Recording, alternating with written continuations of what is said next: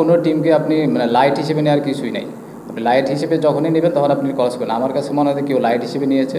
300 হলে খুব ভালো। 300 যদি না হয় 278, 270 অথবা 280, 70 টু 80। আর 300 হলে মোটামুটি আল্লাহর মতো অনেক বেটার হবে, বেটার পজিশনে চলে যাবো আমরা। হ্যাঁ, কারণ কনফিডেন্স এই কারণে, শান্ত জাকিরের পরে আপনার আমাদের ট্যালেন্টের যারা আছে তাইজুল, তারপরে হাসান, ওরা ব্যাটিং করতে পারে, এই কারণে মানে কনফিডেন্সটা একটু বেশি আর কি। হ্যাঁ অবশ্যই আপনার আমার কাছে এই যে এইসব জায়গায় আর একটু আমাদের একটু যারা দুইজন ব্যাটিং করছেন, তারপরে আপনার মিরাজ আছে, অনেক ক্যালকুলেটিভ করে ব্যাটিং করতে হবে।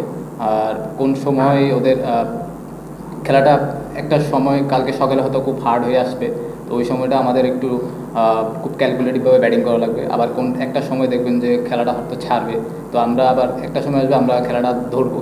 তো ওই ক্রাঞ্চ মোমেন্ট যেটা বলেন, যে সময়টা আমাদের থাকবে, ওই সময়টা আমাদের আরও লম্বা সময় ব্যাটিং করার মনোযোগ দিয়ে ব্যাটিং করতে হবে। যেটা অনেক আমরা দুইটা যে আমরা শান্ত যেমন একটা 50 রানের পার্টনারশিপ হয়েছিল, ওই জায়গাটা আমরা কিন্তু ওই জায়গা থেকে আমরা কিছু বেরিয়ে গেছি। তো ওইরকম আর একটা মোমেন্ট আসবে, ওই সময়টা ওই 50 রানের পার্টনারশিপটা 150, তো 200, 170, 80 করলে তখন ওই 300 যেটা বললাম 270, 280 অথবা 300 এটা কাছাকাছি সম্ভব।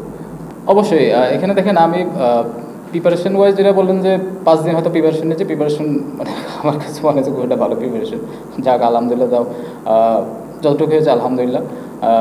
যেটা বললেন যে 100, দেখেন যখন টেস্ট ম্যাচ খেলি তখন হয়তো 100 চিন্তা ভাবনা করে খেলি না, চিন্তা করি যে কীভাবে 4 সেশন অথবা 5 সেশন, 3 সেশন, 3.5 সেশন, 400 ব্যাটিং করা যায়।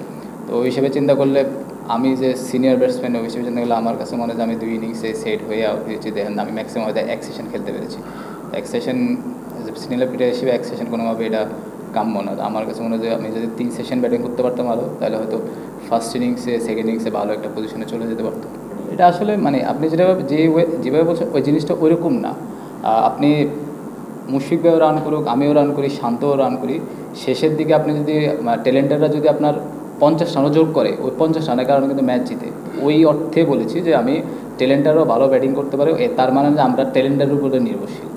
যখন খেলবেন তখন কিন্তু আপনি ট্যালেন্টের উপর নির্ভরশীল হবে, কিন্তু ওনারা ব্যাটিং করতে পারে সেই মিনটা আমি খুঁজছি, তো ওরাও ব্যাটিং করতে পারে, এটা একটা প্লাস পয়েন্ট, এটাই বললাম। দেখেন আমি এখানে আপনি হয়তো অনেকজনের দোষ দিতে পারবেন, এখানে যারা সেট হয়ে আউট হয়, যাবজ্জন আমি সেট হয়ে আউট হয়েছি, তারপরে আপনার জয় সেট হয়ে আউট হয়েছে। যখন যে ব্যাটসম্যান সেট হয়ে আউট হয় তার দিকে আমার কাছে মনে হয় যে তার মানে রেসপন্সিবিলিটি বেশি থাকে। তো যে আপনার 10-এর নিচে আউট হবে অথবা সকাল সকাল তার কিন্তু ওরকম মানে আপনি যদি দেখেন তার আসলে কিছু করার থাকে না।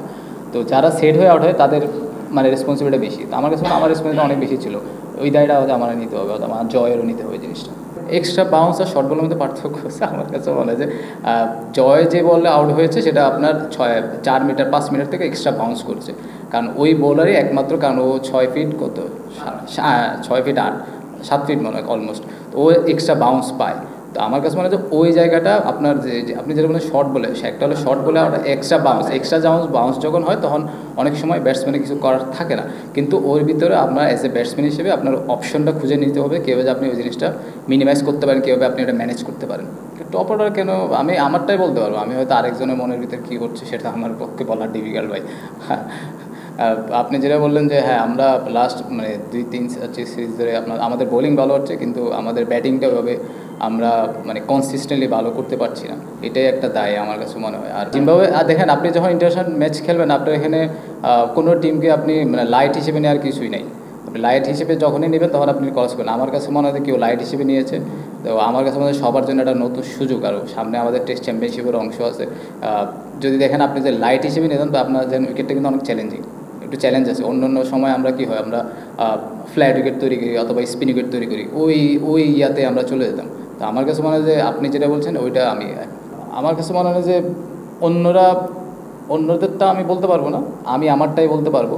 কারণ আমার কাছে মনে হয়, যেটা আমি আগেও বলেছিলাম ইয়ামাইয়ের প্রশ্নে, যে আমি যেহেতু আপনার সিনিয়র প্লেয়ার, আমি যদি এতদিন ধরে খেলছি, আমি এজ এ সেট ব্যাটসম্যান হিসেবে আমার কাছে মনে হয় যে ওই জায়গাটা আমি আরও লম্বা সময় অথবা 2-3 সেশন ব্যাটিং করলে বেটার হতো, টিমের জন্য ভালো হতো, আমার টিমের জন্য ভালো হতো। তখন আমি কোনোভাবে ওনারা নিয়ে ওরিড না, কারণ এতদিন ধরে ইন্টারন্যাশনাল ক্রিকেট খেলছে, উনি জানে কীভাবে ব্যাক করতে হয় আর কীভাবে রান করতে হয়, এই জিনিসটা জানে। আমার কাছে মনে হয় যে আপনারা আমার মানে সবাই যে জিনিসটা ভুলে যাওয়া উচিত না উনি বাংলাদেশ টিমের জন্য কি করেছে, আর ওনার রানটা কতটুকু ইম্পর্টেন্ট, কতটুকু কী করতে পারে, আর যখনই খেলে তখন ম্যারাথন ইনিংসই খেলে। তো আমার কাছে মনে হয় এত তাড়াতাড়ি কোনো জিনিসগুলো উনি যা যা অর্জন করছে বাংলাদেশ টেস্ট ক্রিকেটের জন্য ওটা কোনোভাবেই আমার কাছে মনে হয় ভুলে যাবে না। আমার কাছে মনে হয় এখন আরও টেস্ট ক্রিকেট আরও ভালো ক্রিকেট খেলতে পারে, কারণ 2 ফর্মেট থেকে যেহেতু অবসর নিয়েছে এখন একটা ফর্মেটে উনি মনোযোগ দেবে। তাই এখন আমার কাছে মনে হয় আরও বেটার, আগে যত ভালো খেলতে টেস্ট এখন আরও ভালো খেলবে, কারণ একটা ফর্মেট যখন খেলবেন তখন আপনার শুধু একটা লাইনেই আপনি থাকবেন, তখন আপনার পারফর্ম করা ইজি হয়ে যায়। কোচটা হয়তো বলতে পারবো যে ওর কোন জায়গায় সমস্যা। তো লাস্ট ইনিংস যে মানে এই ইনিংসে যতটুকু দেখেছি আমি নন স্ট্রাইকে ছিলাম, তো আমার কাছে ওকে অনেক কনফিডেন্ট মনে হয়েছিল। আনফর্চুনেট ও যে বলে আউট হয়েছে ওটা হয়তো আপনার আনলাকি ছিল, যেটা আমার কাছে আমার তাই মনে হয়। থ্রুয়ার আমি যতক্ষণ ব্যাটিং করছি আমার কাছে ভালোই মনে হয়েছে। আর টেকনিকের ফল যেটা বললেন সেটা হয়তো কোচটা জানবে, আমি তো ভাই ব্যাটিং কোচ না, আমি অত বলা ঠিক মান তো পারে একমাত্র আমার কাছে মনে হয় যে আপনি উইকেট চেঞ্জ করবেন, যতদিন না উইকেট চেঞ্জ করবেন না ততদিন আপনার মান ইমপ্রুভ হবে না। আপনি যে এই উইকেটে যেভাবে খেলা হয়েছে এই উইকেট যদি আপনি দিতে পারেন তাহলে হয়তো আপনার পেস বোলারও ইনকারেজ হবে, পেস বোলিং করতে ভালো মতো। তো উইকেটটা আমার কাছে মনে হয় অনেক ইম্পর্টেন্ট। সে হয়তো আপনার সে সাথে আপনার প্রত্যেকটা ডিভিশনে এরকম ফ্যাসিলিটি তৈরি করে দেওয়া উচিত। বিদেশি ক্রিকেটার অ্যালাউ করলে আপনার হয়তো ব্যাটিংয়ের জন্য বেটার হবে, কিন্তু আপনার ওই জায়গায় আরেকটা ব্যাটসম্যান আরেকটা বোলার আপনার তো সংক্ষিপ্ত হয়ে যাচ্ছে, ও একটা বোলার তো আপনার সুযোগ পাচ্ছে না, ওই জিনিসটা সে তো ল্যাকিং হয়ে যাচ্ছে। আলটিমেটলি এটা তো আপনার এক জায়গায় লস হচ্ছে আর এক জায়গায় মানে লাভ হচ্ছে। এইরকম হলেও আপনার দুই দিক দিয়ে লাভ লস দুইটাই লাগবে, এটা আমার কাছে মনে হয় না খুব একটা বেশি ভালো। হ্যাঁ, এখন অনেক পার্থক্য। আমার সময় যেটা ছিল তার চেয়ে এখন আমার কাছে মনে হয় টেস্ট টিম আগের চেয়ে অনেক বেটার। তখন তো বোলার ছিল না খুব ভালো, বোলাররা ওইভাবে আমার অনেক কষ্ট হয়েছিল বোলার আপনার ভালো একটা জায়গায় নিয়ে আসতে। এখন আমার কাছে মনে হয় টেস্ট টিমটা মোটামুটি পেস বোলিং লাইন একটা অনেক set up, pace bowling team আমাদের টেস্ট টিমটা আগের চেয়ে অনেক বেটার, অনেক সেট আপ। হয়তো ব্যাটিংটা আমরা কনসিস্টেন্ট করতে পারছি না, কিন্তু ফিল্ডিং ওয়াইজ থেকে শুরু করলে বোলিং থেকে শুরু করলে অনেক বেটার আমার কাছে মনে হয়। ওইটা নিয়ে চিন্তা করছি না ভাই, যেটা চলে গেছে ওটা চলে গেছে, ওই আমি আসলে না আসলে এটা নিয়ে চিন্তা করছি না, কোনো দায়িত্ব নিব না ভাই। Thank you.